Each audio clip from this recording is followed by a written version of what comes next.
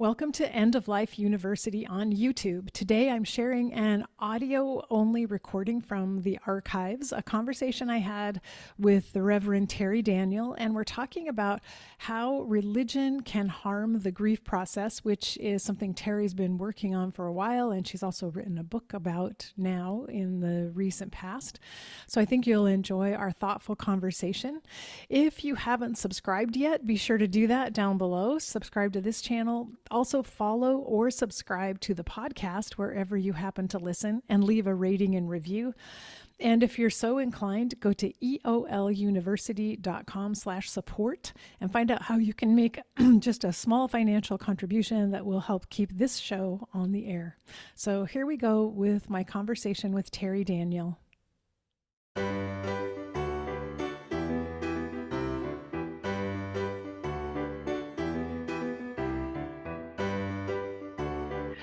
Today, I'm delighted to welcome my good friend, the Reverend Dr. Terri Daniel, for an interview. I've spoken with Terri in the past. For those of you who have listened in the past, we've talked about grief and bereavement. We've talked about her Afterlife Awareness Conference. And today we're going to be talking about Terri's newest book. But first, I'm just going to read to you her bio. So for those of you who aren't familiar with Terri, you'll know a little bit more about her.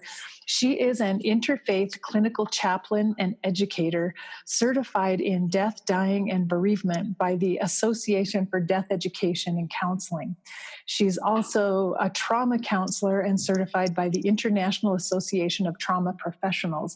Terri conducts workshops worldwide for bereaved individuals and bereavement professionals, teaching meditative, ceremonial, and therapeutic processes that focus on inner transformation rather than external events. And I've had the privilege of doing a workshop with Terri, which was amazing. It was really fun to be a co-presenter, but to get to participate in that workshop. And we have many adventures planned together of ways that we'll be working together in the future also. And you can learn more about Terri and her work at her website, which is danieldirect.net. And there'll be a link to that website on the show notes for this episode. So today we're discussing Terri's newest book, which is Grief and God: When Religion Does More Harm Than Healing. And Terri, welcome. It's so good to talk with you again. Thank you, Karen. I love describing our relationship as adventures, because we do have adventures. We do. Ever since we first got acquainted with one another, I just feel like we've had a number of different experiences together, and interviews, and shared teaching, and shared friends with one another, and it's been a really fun relationship. And I'm so glad to get to talk to you about your new book, and first of all, to congratulate you on earning your PhD and at the same time having your book published.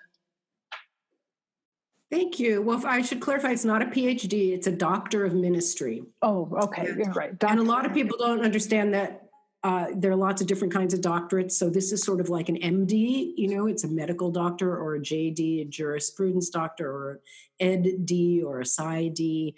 And so it's a professional practice degree rather than a research degree.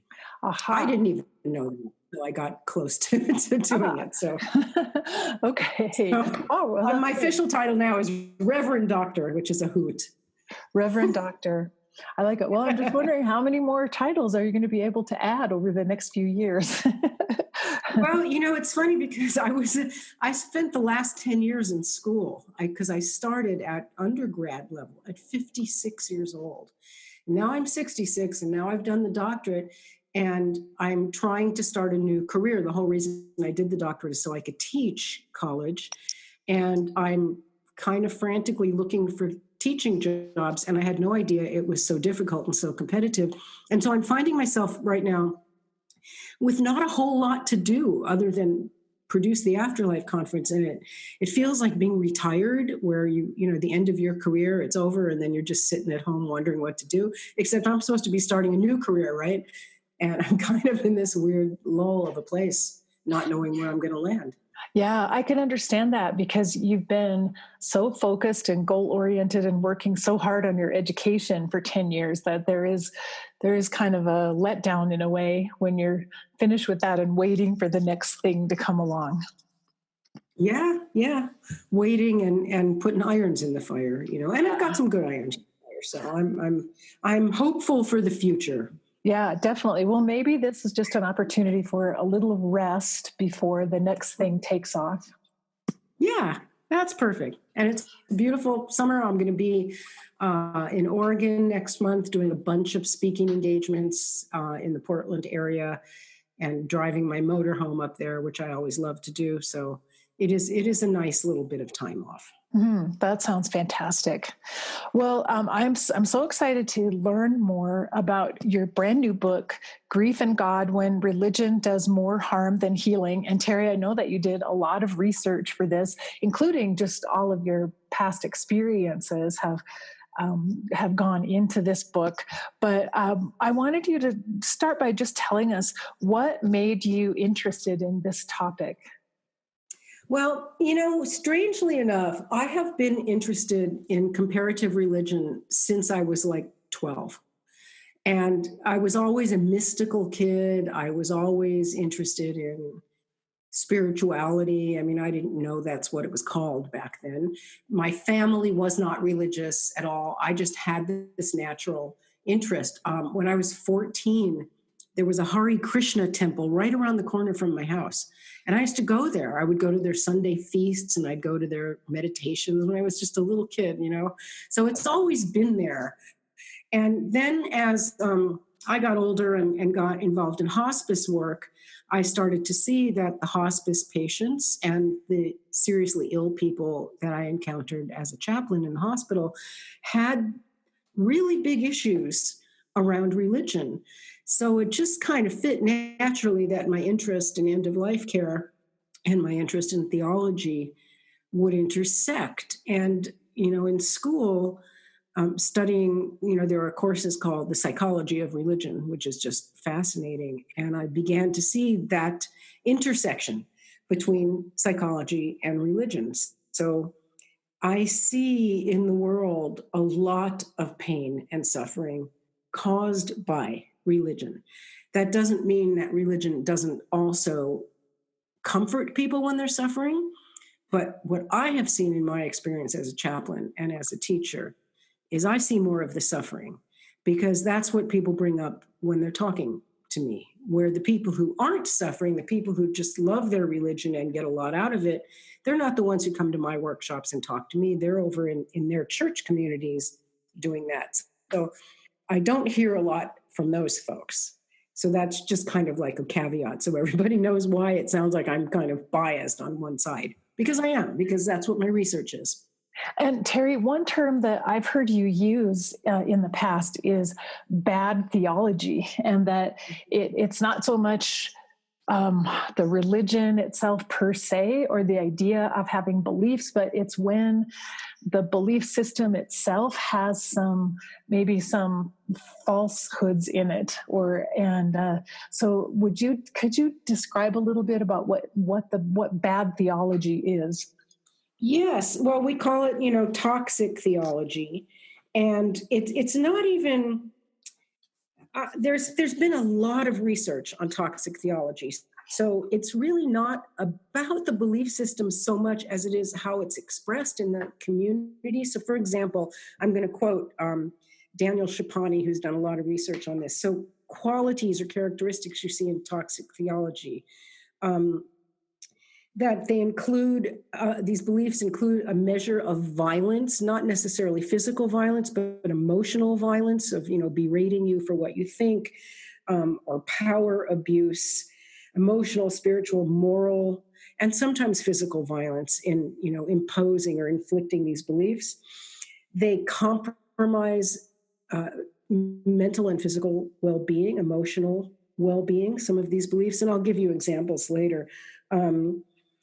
People feel like they're running in circles, because there's so much conflict. And for example, if your religion teaches you that if you're a pious person and you obey all the rules, and you go to church and, you don't sin or whatever, that you will have a good life and that you will be rewarded in some way, or you will be protected by God. And then something terrible happens to you, like your young child dies.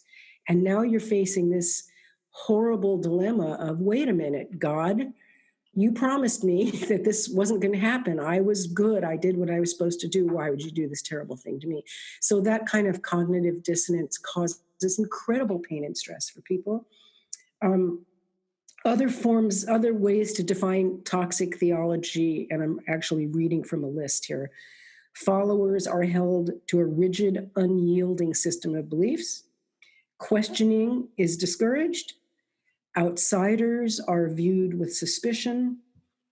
Religious pluralism is unacceptable, which basically means, cherry picking, taking a little bit from this and a little bit from that, and being accepting of other religious views. Most important is biblical texts are interpreted literally. That's the big one.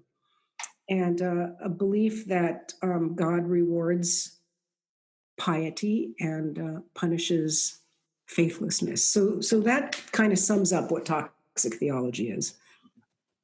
And so that could exist actually with any religion or any scripture from any religion, of people taking it literally and not being able to see a broader or deeper meaning within the words.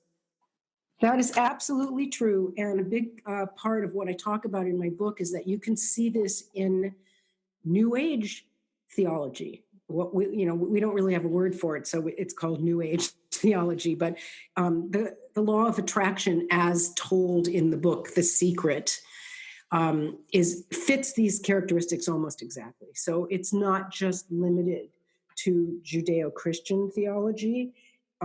Spiritual, non-religious theologies can have this as well. And we can talk about The Secret if you want, because that's a really good example. Well, yeah, I wanted to mention, it brought to mind a patient that I worked with in hospice, a woman who was an atheist, but she had almost a religious zeal for her vegetarian diet and her lifestyle of healthy exercise. And she had believed that because of her adherence to this diet and exercise program, that she would be rewarded with good health and a long life.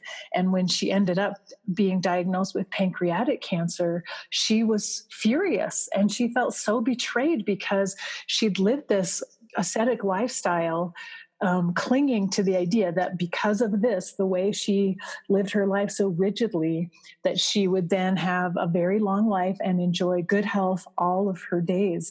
And she felt so betrayed by her own belief system in it. And it's very similar to what you're describing, even though she didn't even believe in a God, but she believed it was what she believed in, though, was diet and exercise.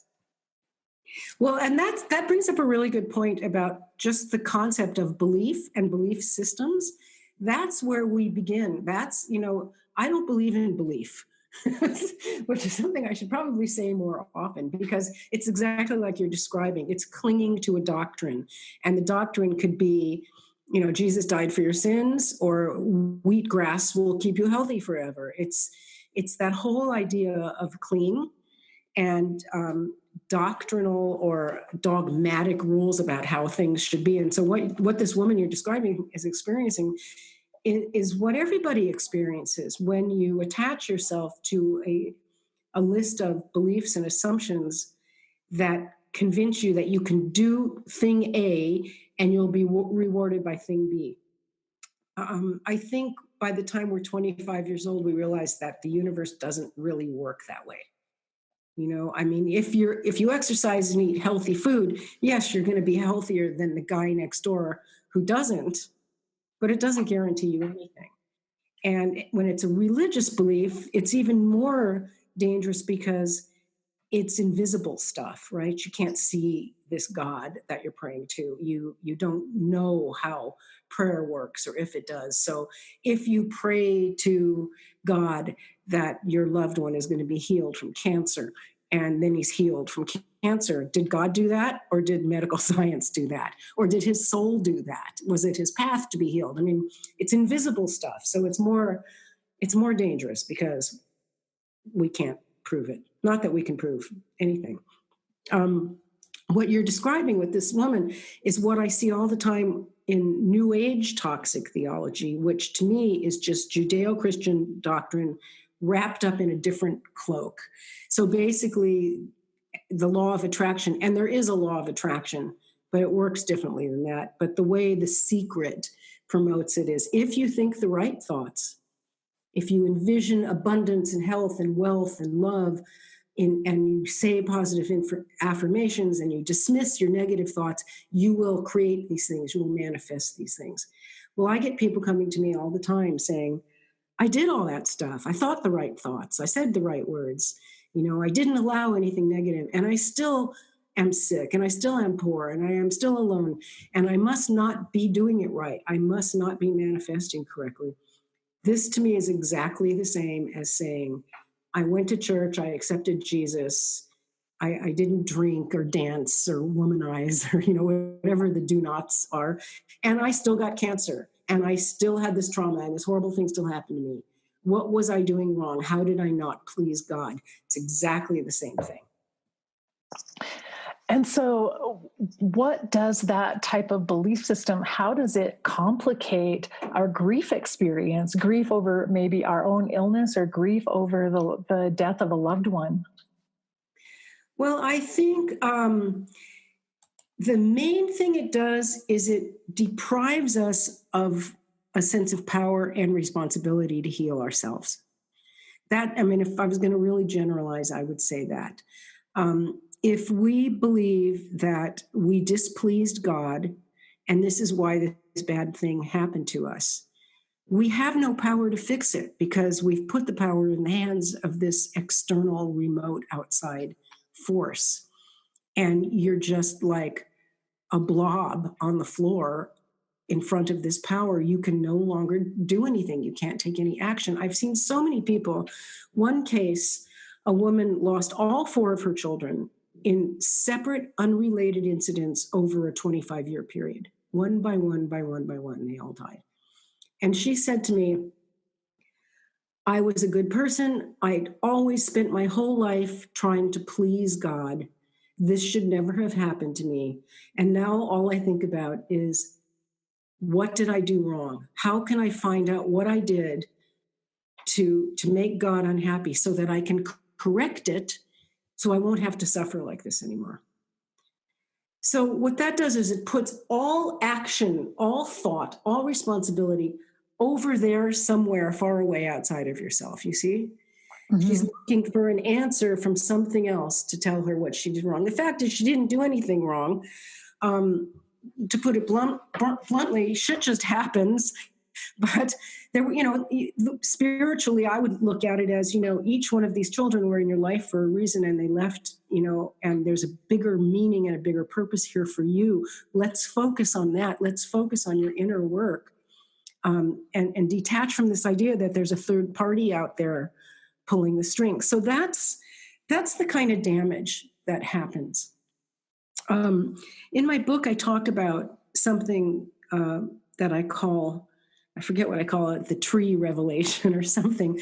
This happened when I was in seminary, and I was standing in my house. I live kind of out in the forest, and there was a huge storm, and my house is surrounded by giant redwood trees, and they fall down all the time. And the trees were blowing and swaying, and I was terrified that one was going to fall on my house. So I stood in the kitchen looking out the window at the trees, and I said out loud, please don't let a tree fall on my house. And then I had to laugh and say, who was I just talking to? And it just led me into this whole thought process about prayer. And I realized that what I was really doing is I was just verbalizing my fear out loud. And what I was really saying is, oh my God, I'm scared that a tree is going to fall on my house. And once I verbalize that fear and can just be with it, I can deal with it a little bit better. I can maybe take action. Maybe I should leave my house, go stay in a hotel or something until the storm is over, go to my neighbor's house, or do anything, take some action to make myself feel more protected. And prayer is, please God, don't let a tree fall on my house. And then you just move on from that thought. You don't take any action. You just put it outside of yourself. And by doing that, you're not really facing your fear. You're not really working with your fear or sitting with it and working with it internally. So that was my big revelation about that it's almost a way of avoiding and deflecting the fear so that you don't have to feel it. And it's such a setup. It's such a setup for disappointment down the road. And then what I hear you saying too, in terms of our grief gets complicated in those situations by a lot of guilt too, when we assume it's my fault. I obviously did something wrong that this happened. And that's not helpful at all when you're trying to deal with grief and loss. No, it's the worst thing. And it is a setup. And something I often say is if we are taught as children to believe that there's this God in the sky that protects us, and we earn this protection by doing certain behaviors, then God is in the protection racket. It's like the mafia. It's like, hey, we'll protect your little store, your pizza store over here in Brooklyn, if you pay us off every month. Yeah. It's like that. And and you're never going to get that protection no matter what you do, because it isn't possible in the physical or spiritual universe to buy protection, because there's no one to buy it from and it can't be bought. So, we learn this thinking when we're little children. It's Sunday school teaching. If you're good, if you say your prayers, or, whatever children are taught when they're 5 years old, this wonderful, loving father figure will look after you and your family. And if you need something, you can ask him for it and he will give it to you. And this is what 5-year-olds are taught. And most people never question that ever until a trauma comes along and shakes them up. And so, Terri, when you're working with someone who's grieving and has this kind of more toxic belief system, what can you say? How can you help that person and help them with their grief? Well, it depends on where the person is. If they're clinging to their belief system and really, really, an extreme case, what I would never do is offer another alternative belief system, because they're not ready for that. What I would do is I would have them teach me about their faith. Let them do the talking. What does your faith tell you? Tell me about your faith. How did you become a Christian? How did you learn this? And just kind of let them narrate the story of how they got to where they are today. That in itself makes a huge difference, because they may have never ever done that before through the lens of the trauma that they're experiencing. And just having them talk it through, their own questions and doubts will come up. I don't have to put those questions and doubts into their mind. They're already in there, but they have to let it bubble up from where it's buried deep, because they've been taught not to question. So that's the first part. The other part, another thing that I often do, again, depending on where the person is on their journey, is give them little processes from other religions that they can do. Ceremonies, I'm really big on ceremony and ritual. So, for example, if somebody has a lot of guilt about, let's say, their child was murdered, and the parent feels like it's their fault because they couldn't protect their child, or they let the child go out that night when they really didn't want to. A simple thing, this is a shamanic process for releasing the guilt. So simple. I would have them go outside, find a little rock or stone, and blow really hard into it. Blow all their pain and all their guilt and all their rage into the stone. By blowing, they're actually doing breath work. But I would never say, hey, let's go do some yoga breath work, because for a devout Christian, that would be very offensive, right? So I just say, let's do this thing where you blow all your anger into the stone. I don't give it a label. And then we take the stone and we bury it in the earth, or we throw it in a river. And I would use language they would understand. Okay, we're going to throw this rock which now is carrying all this upset and pain of yours, and we're going to throw it in the river with a little prayer. I'm going to give this to God. Give it to God. Let God take it and let it flow down the river. So I would speak in their language while giving them alternative processes other than go to church and light a candle or what they're used to. So that's a very gentle way of moving them out of the format that they're used to. There's a lot of processes like that. And it really, it makes them realize, like, wow, look what I just did. And, I didn't call on Jesus or the saints to do it. I just did it myself. And they begin to realize that they're empowered.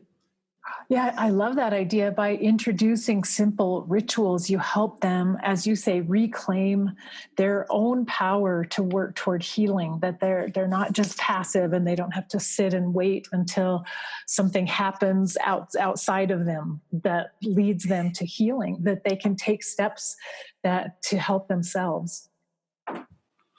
Yeah, exactly. It's all, because when you're steeped in a religious belief where God is this force that's outside of you, and not only is it outside of you, it's so far away that you can never see it, you can never experience it, you can never meet it or be equal with it, then you have no inner resources of your own, nothing.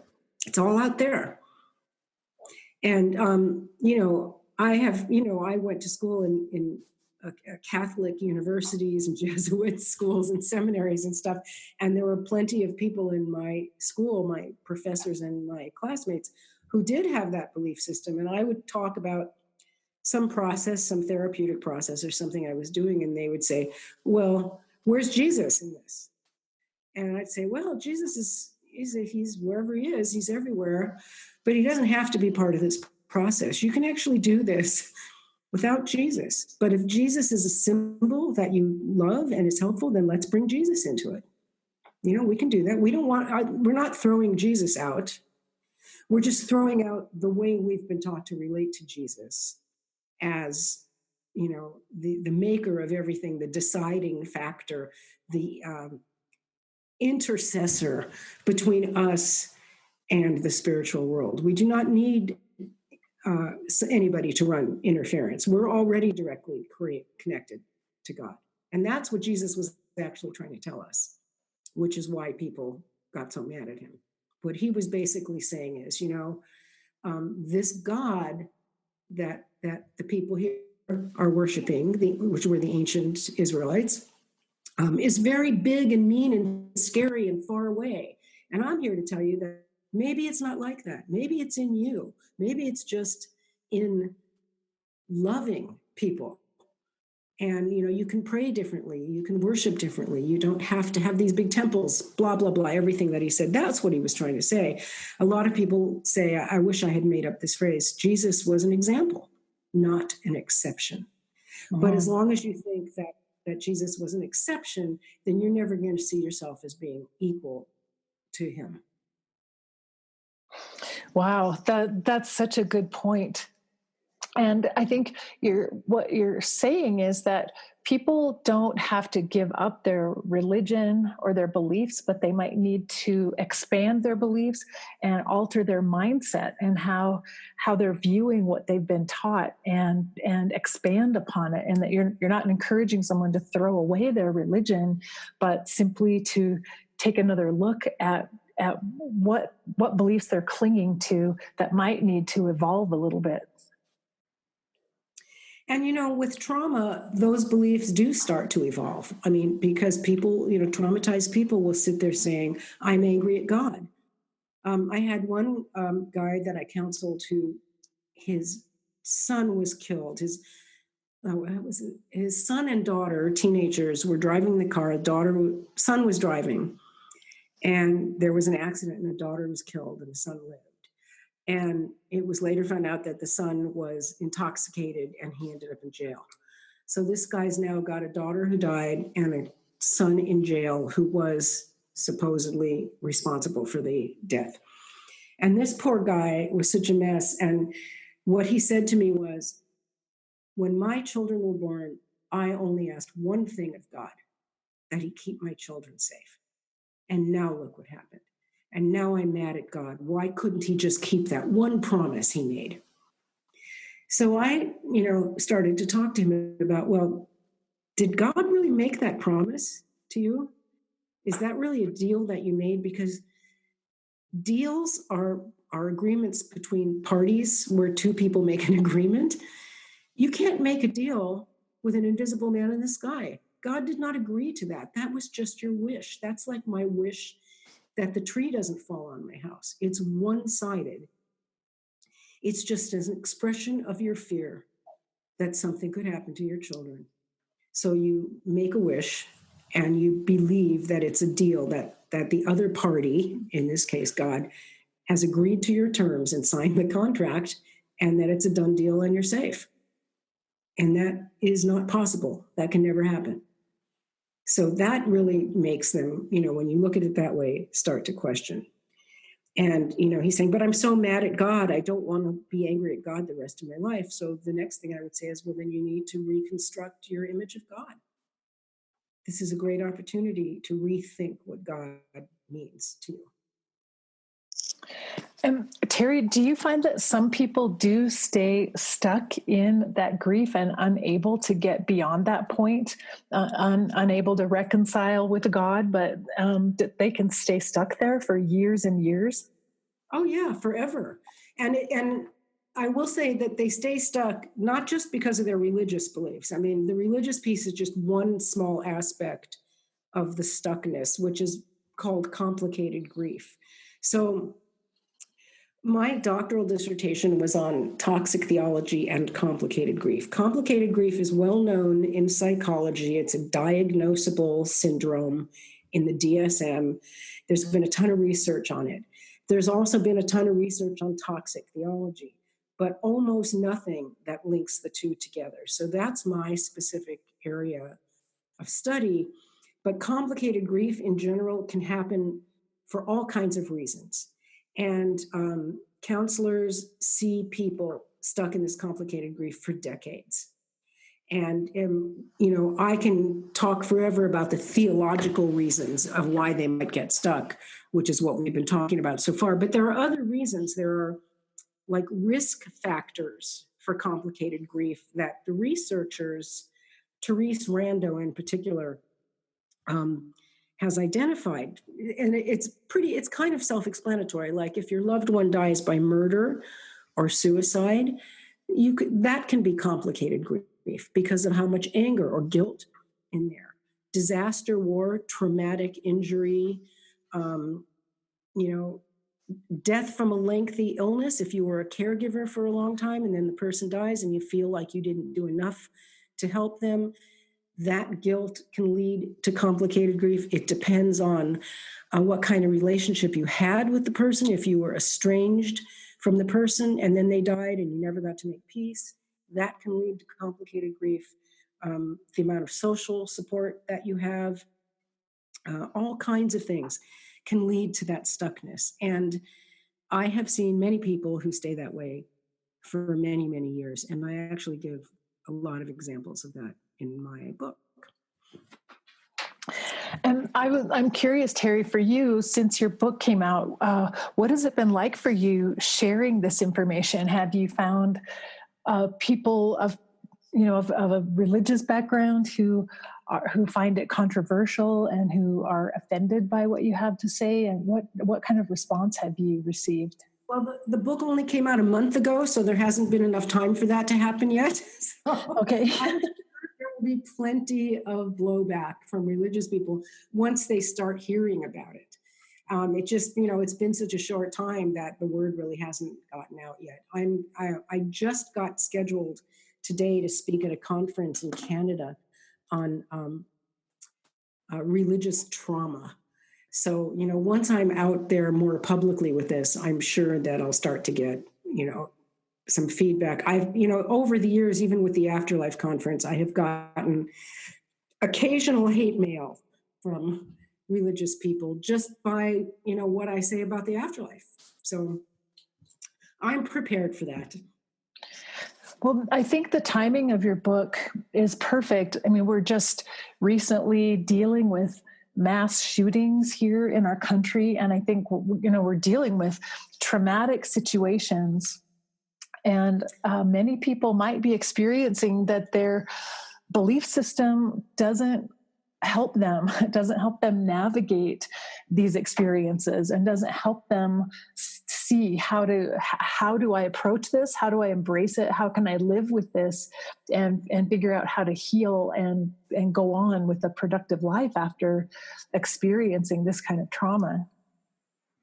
Yes, that's exactly right. And, one thing that is kind of happening in that direction with all these mass shootings is people are getting sick of the phrase thoughts and prayers. Mm-hmm. And I hear it all the time. I don't want your thoughts and prayers. I want action. And I think that this is kind of helping people detach from that whole prayer thing. Like, oh, okay, we're going to pray for the community of El Paso. We're going to pray for the immigrants. I think people are beginning to see that prayer isn't helping with that situation. And, I think when something traumatic happens and someone says, I'll pray for you, I want to say, well, what happens when you pray for me? What are you doing exactly? Can you lay out for me how that works? It's like me asking, how does an internal combustion engine work? Well, the fuel pump puts the fuel in the thing and it ignites the thing. I don't even know. But you know what I mean? I want to see the process. I want to understand how it works. And no one can explain that. And if they do, they're explaining it in infantile terms. Well, you ask God to protect you and to help you be strong, and he does. I mean, that's like something a 5-year-old would say. Mm-hmm. So, when you ask people to describe the engine of prayer, they really can't. And there's two kinds of prayer that we deal with. Petitionary prayer, where we are petitioning God for something, asking God to give us something that we want. And intercessory prayer, where we are praying on behalf of another person. So I will pray for you is intercessory prayer, or God, please help me get that job is petitionary prayer. And it's all very, very much magical thinking. And it's where the idea of Santa Claus came from. If you're good, ask Santa Claus for what you want. And if you're good, you'll get it. And that doesn't work either. Does it? Well, and that's interesting because I once read some studies done by the Spindrift Institute. I don't know if you're familiar with them, but they've done studies on prayer, and they described those two types, petitionary and intercessory prayer, as directed prayer, where you're asking for a specific outcome to happen. Then they described teaching people non-directed prayer, where you really more contemplate, may the best outcome for all happen, even though I don't know what that is. And the best outcome for all might look like a failure for some people, and might look like the worst possible thing on the one hand, but it may have a higher purpose. So this, the idea of non-directed prayer, where you're willing to say, I don't know the best thing. I wouldn't even know what to ask for. I'm just asking that, for the highest good or the best possible outcome to come. And I don't know if you've heard about that idea of non-directed. Yeah, I know exactly what that is. That sounds like Richard Rohr. Did that come from Richard Rohr, or maybe not? I don't know. Where I first read it again was this study from the Spindrift Institute, but maybe he talks about that too.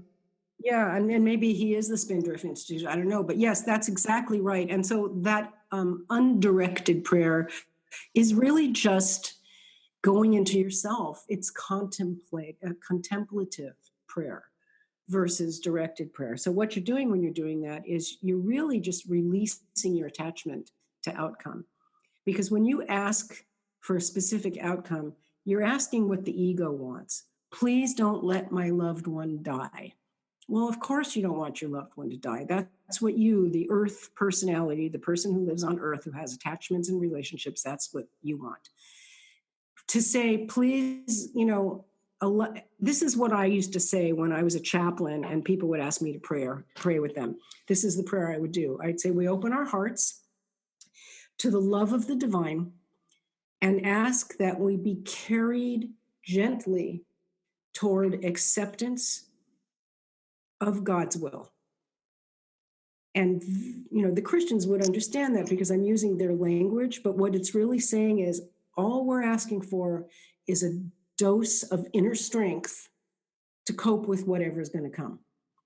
We're not asking to heal the person. We're asking for help dealing with whatever happens. And that we're doing inside ourselves. That's not coming from outside. So it very much is wrapped up in language, but that's how I used to pray with the patients in the hospital. Most of them liked it. Some of them didn't. Some of them would get mad at me and say, I didn't hear you asking Jesus to heal him. And I would say, well, no, I didn't ask, because what if he isn't healed? Then what happens to your relationship with Jesus? You're not really supposed to say that when you're a chaplain, but I did on occasion. It just messes people up. Okay, we prayed to Jesus, we lit the candles, we did everything we were supposed to do, we tithed, our church had a prayer chain, they prayed every Sunday, they had a prayer circle on the phone, they called each other and prayed, we had millions of people all over the world praying, and the guy died anyway. What do you do with that? Then the answer would be, well, I guess it was God's will that he died. And then I would say, then what's the point of asking God to change his will if God didn't listen? You see how circular that is? That's the hamster wheel syndrome. Yeah. Well, you know what this is bringing up for me is that I see some people have almost a religious belief in medicine, in medical technology, and the power of medicine to save people. And I see we get tripped up by that all the time because people who don't want to stop chemotherapy, I mean, they associate God with their chemotherapy, and that somehow there's going to be a miracle. And if I keep getting the chemotherapy against all odds, this could happen. And if I would have the audacity to say, you know what, I really don't want this treatment anymore, then I'm turning away from the medical science that God has ordained, and I'm refusing to allow the possibility of a miracle. And I just see people be harmed by that belief system all the time. That's why I think it's so important for doctors like you to have these kinds of discussions, because you're exactly right. Those things overlap way too much for our own good. And doctors aren't trained in spiritual care or theology, and I really think they should be, because it always comes up, when somebody is seriously ill. And the question is like, people object to physician-assisted death, because they say, well, you don't get to do that. Only God can decide when you die. And that again becomes this very circular thing. Well, God gives me, free will, so I can say, I don't want to be in this pain anymore. I'm going to sign this paper and I'm going to do this physician-assisted death. And didn't God also have a hand in that? Or if I don't do this and I just suffer for 6 more months and die anyway, is that God? What's the difference? Or if there's a miraculous cure and then I'm cured, is that God? How do you know what is God and what is not? And the answer is all of it is. Oh, exactly. That's the perfect answer. And who's to say, so is God so capricious that God's only going to give you a miracle if you follow these certain steps? Is that how God operates? That God has a set of rules and requirements for you to follow in order for a miracle to happen? Because would that even be a miracle then?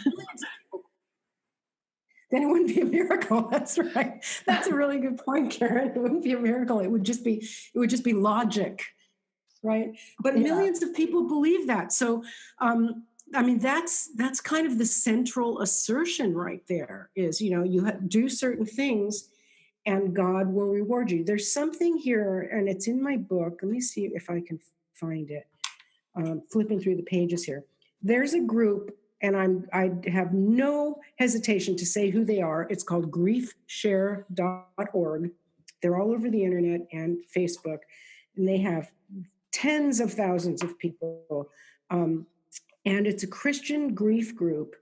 And if you go to their website and you click on the part that says, what is suffering, or why do we suffer, or something like that. Hold on, let's see if I can find it. They actually have in there, this is a group for grieving people. They actually have in there this statement about you're suffering because you've disobeyed God. It actually says that. Let's see, here, page 20, I found it. It's on page 20 for those of you who are reading along. Here's what it says. Not only does God want to ease your suffering, he actually relates to it. How can God understand a human problem like grief? He can relate because he grieved the unjust execution of his son. Blah, blah, blah. All of us have disobeyed God. This is not a new problem. It stretches all the way back to Adam and Eve. Because God is pure and holy, he cannot tolerate sin. He punishes sin. It is the only possible response, consistent with his righteous character. The penalty for our sin is suffering in this life and physical death, followed by eternal punishment. It says that on a grief website. Oh, wow. Oh, yeah. That hurts me. It does. I know. When I first saw it, I was just absolutely stunned that you would ever say that to a grieving person. And then they recommend, going further into the website, a prayer that you should say. And it starts with, God, I'm really sorry that I've disobeyed you. I know I'm a sinner and I know I'm bad, but from this moment forward, I'm going to take Jesus into my heart and be good, or something like that. And I showed this prayer to my friend Brant Huddleston. You know him from the yes, who was raised in fundamentalism. And he said, oh yeah, that's called the sinner's prayer. Everybody knows that. It's the sinner's prayer. So this group's recommendation for your suffering with grief is to say the sinner's prayer and get yourself right with God again. So, terrible theology. Wow. It hurts me to think of people being told that, and the additional pain that's being heaped on them at a time when they need a transformative view of what has happened. And when they have this opportunity to perhaps change their mindset and live in a more expanded and aware way, they're being just sent backwards down into the depths of even more self-loathing and guilt. Right. And that's how you get complicated grief. And that's how you see people that 10 years after a death, even if it isn't a traumatic death, not necessarily trauma or the death of a child, but a normal expected death, like the death of a parent, an older parent, will still be feeling this way. There's a case I mentioned in my book of a man who, and this was a traumatic death. His son was murdered. And I saw him 6 years later, and he was so angry, and he told me something he was very proud of. He said, when I go to a store or the bank or someplace and the clerk says, have a nice day, I say, I never have a nice day because my son was murdered 6 years ago.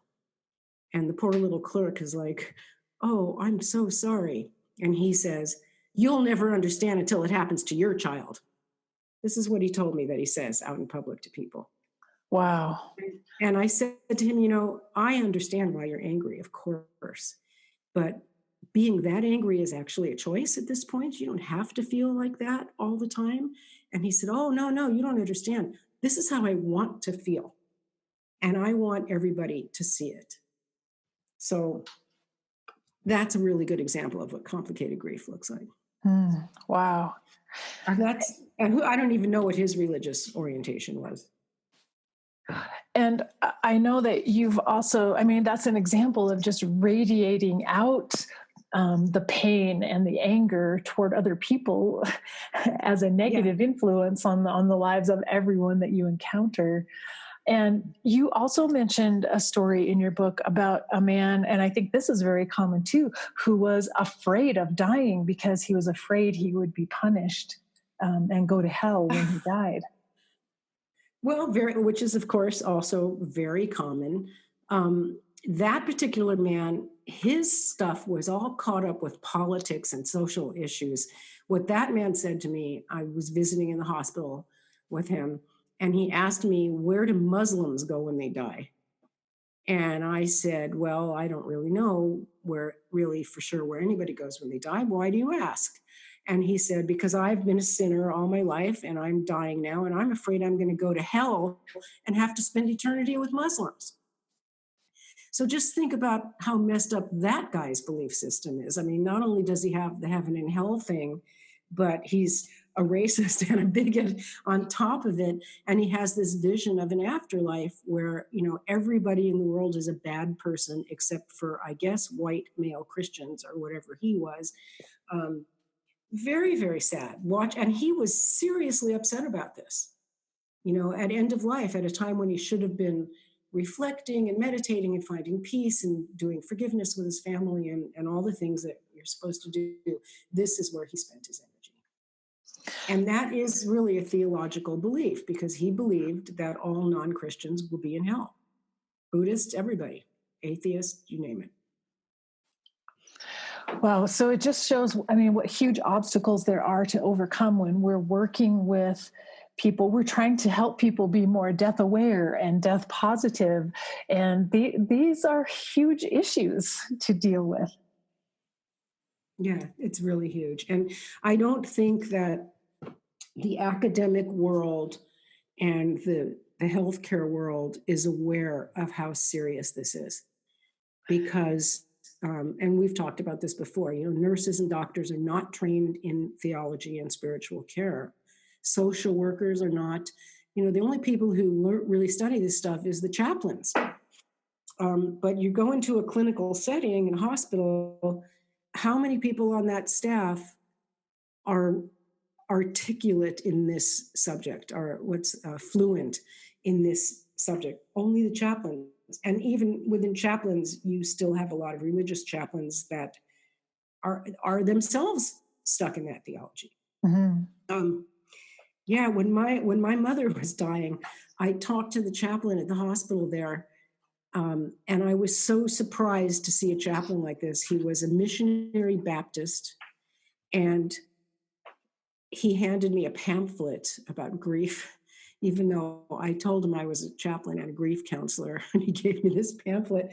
And he was just all about his belief system of Jesus and heaven and hell. They teach you in chaplain school not to do that. The first thing we learn not to do is to bring our own theology into that room, to that patient. So that's a whole other discussion.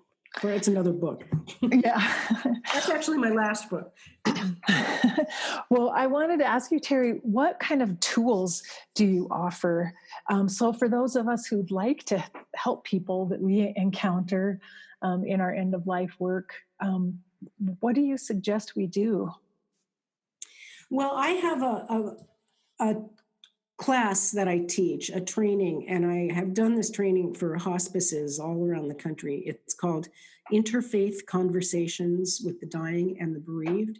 You can go to my webpage, spiritualityandgrief.com, and you'll find it on there. It's a training where we actually, in the workshop, do role play, where someone plays the role of the patient and someone plays the role of the family member, and we address these scenarios where someone has one of these religious beliefs. How do you talk to them without ripping their armor off? Because remember, we're at end of life, we're in a hospital room. You're not going to change somebody's theology in the last week of their life. So that's one little exercise that we do. That workshop is really helpful. My workshop called Grief is a Mystical Journey is all about this, and it's for professionals. We have CEUs, how to work through these religious obstructions, if you will, in a very gentle way, so that you're not being offensive and you're not just ripping people's armor off. And some of the tools that we use, we rely very heavily on ceremony, art therapy, narrative therapy, where the person, like I said before, will talk about their religious belief and lay it all out and look at it perhaps for the first time ever in their life, and then do ceremonial work with representational objects, such as blowing in the rock, to move that energy. Like, okay, here I'm just making this up right now. Like, let's take this little stone and let's call this is your religious upbringing as a child. Let's put it over here on this table. And now let's take this other little rock and we're going to call this a new image of God that you haven't formed yet. And we're going to just kind of put them side by side. And we're going to kind of bless them, or maybe take them both together and wrap them up in a sacred bundle and bury them in the earth, so that your images of God can sort of merge with the old one that you have, and something new will come out of it. I mean, I'm just kind of making that up off the cuff, but there's all kinds of processes you can do. I had one guy who was really going through a huge spiritual struggle, and he wanted to detach from the church, but he just couldn't. And he had crosses all over hanging on the walls of his house. And he was so angry and he just wanted to rip them down and throw them away. But he felt scared and guilty about doing that, because certainly God would punish him for doing that. So I just advised him to take the crosses down one by one in a ceremonial and mindful and sacred way, wrap them up in beautiful tissue paper, say little prayers over them, put them in a box, and put the box in the basement. So instead of taking them down in rage and violence, take them off the walls and put them in a sacred place with honor. And it never occurred to him to do it that way. People have so much anger about that stuff. So any kind of ceremonial action like that, if done in a sacred space, is helpful. And I love this idea that it doesn't really help people to try to just inform them intellectually of a different way of looking at things. People really do need ritual and ceremony. They need something deeper than that to help them actually move on. And so getting into an argument or trying to be logical with someone isn't nearly as helpful as walking them through a process that might, in a creative fashion, help them uncover their belief system, and then also help them know what to do with it. Well, very well said. That's exactly right. And that's why grief counseling doesn't work, because grief counseling doesn't give you those actions, those ceremonial actions. You can talk, and talk therapy is great for people who need someone to talk to, but you can only talk about it and tell your story so many times. And then before you start getting on the hamster wheel about your story, right? So you have to, a good grief counselor will listen to your story, talk about your story for a period of time, and then give you something to do. Get up out of the chair and, do something. Pack up the dead person's clothes in the closet and ceremonially put them in a sacred place, or just whatever thing, needs to be done. Like, I'll give you an example. I worked with this woman once whose son died of leukemia when he was 9 years old. And a few years had gone by, and she and her husband had decided to sell their house where the kid had lived and died. And they moved to another house, and the first house was now empty. And she was so destroyed about leaving that house. She said, how can I leave the place where my kid died? It's just, I can't do it. So we went into her house, and we went room by room with burning sage. And in every room, I had her tell me a story about something that her son did in that room. So in the kitchen, she said, I remember when I taught him how to make cupcakes. And then we went into the bathroom, and she told me about potty training him, and then his bedroom. And she told me about how he'd play on the floor with his Legos and all the things we did, the whole house, to help her release it. And the whole time we were both sobbing. I mean, it was just so beautiful, just saying goodbye to the energy, so that the energy of the boy would be carried with her and would not remain in the house. Such a simple little process that, most people don't get a chance to do something like that. They'll be intellectualized out of it. Oh, it's okay. You're moving on. You have a new life. It was a beautiful house. I'm sure your son would be fine with you. This is all intellectual stuff. You have to actually get in there and do something with your soul. And that's what ceremony and ritual is all about. So important. And it's spiritual. It's just not religious. Now, if she was religious, if she had a relationship with Jesus, we would have brought Jesus into that conversation. We would have, walked into every room and said a little prayer, let's call Jesus to walk with us in this room. Let's have Jesus be in here and bless the kitchen and the bathroom. We could have done that. I would have been fine with that, because that's a beautiful relationship with Jesus, not a toxic one. Yeah. Ooh, that's beautiful. That's just a beautiful example of what's possible with healing when you don't try to put God into a tiny little box that responds to your wishes and in some ways your egocentric ideas of how God should behave and how God should act. But um, when you recognize God in everything and are able to embrace that. Yes, especially recognize God in yourself, and that you are tied into that conduit. You're not separate from it. It's not way far away over there. It's right here. I mean, there is something that is called God. I mean, it could be called whatever, but there is a spiritual world. There is a non-physical energy. It just isn't the way they told us it is in Sunday school. It's not a man in the sky that's judging us. It doesn't look like Santa Claus, and it doesn't make deals with you and reward you and all that kind of stuff. So we can still have God. We just have to change the way we understand God. And something that's really helpful that I would suggest for everybody is to look up Fowler's Stages of Faith Development, Fowler. James Fowler was a researcher in the 1960s who came up with a developmental scale, I guess is the best way to say it, of how people develop their images of God and their relationship with the divine. You can Google it, Fowler's Stages of Faith, anywhere. It's very easy to find. I did my master's thesis on that. So it's brilliant, brilliant work about, the infantile idea of God all the way through a mature, more universal idea. And most people are stuck in, somewhere closer to the infantile side in America. Well, in lots of places.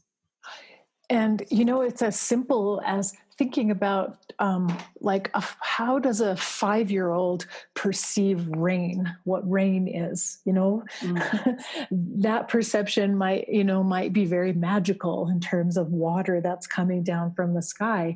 And we accept it and find it totally normal that that person's perception of what rain is grows as they learn more and are capable of understanding, oh, we're on a planet, there's an atmosphere around us, there are that perception of rain can grow and evolve as the person grows and evolves, and there's nothing wrong with that. That's a great example of, understanding what rain is, because I have talked to a 5-year-old about this once, and she told me that rain is God crying. Well, why is God crying? Well, because he's sad, because the world is terrible and bad things happen and we're not listening to him. A 5-year-old told me this. So I wonder how many 5-year-olds think that. Yeah, interesting. And now that little 5-year-old is now close to 30. She was the daughter of a friend of mine, and I'm sure she doesn't think that now. So you're right. We do evolve in our understanding of everything. Yet we still think that, there's this man in the sky that judges us. And I'm sure, I don't know, I haven't seen that girl for many years, but I'd love to know what she thinks now. And, you can read all over the internet, like little cute things about what children say about God. And they're all pretty much like that. Yeah. Huh. Very interesting. So it's images of God. I mean, there's been a ton of research on images of God. And, the popular theory is that our image of God is based on our relationship with our parents. So if we had good parents as a baby who took good care of us and we felt safe, as we start learning the religious concepts that are around us in our families, this idea of God will be this nice, caring, loving parent. If you had abusive parents, if you were an infant in a crib and you cried and they never came and fed you or changed you or they beat you or raped you, your image of God as you grow up in this family, if the idea of God is presented to you as a father figure, is not going to be not healthy. It's not going to be a loving one. And so that's there. There's a very famous Freudian psychiatrist named Anna Maria Rizzo, who is really big on this theory. It's very Freudian, how we form our images of God based on our relationships with parents. It makes sense. But then again, that's only a Western view, right? Because if you're a Hindu, you have a whole different pantheon of gods. And does that still apply? I don't know. Very interesting.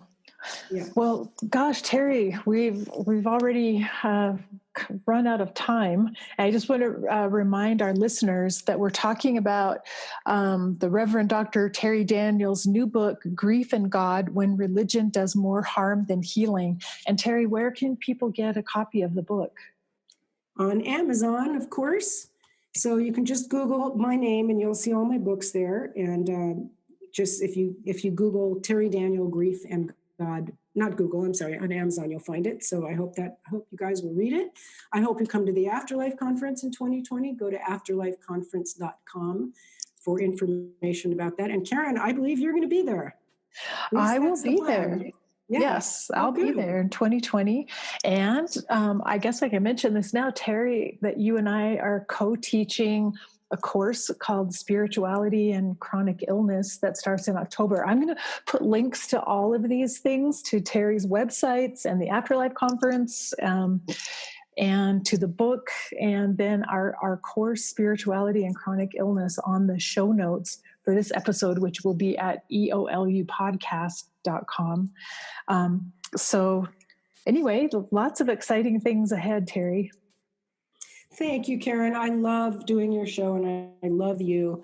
And thank you for giving me this time. And thank you, everybody, for listening.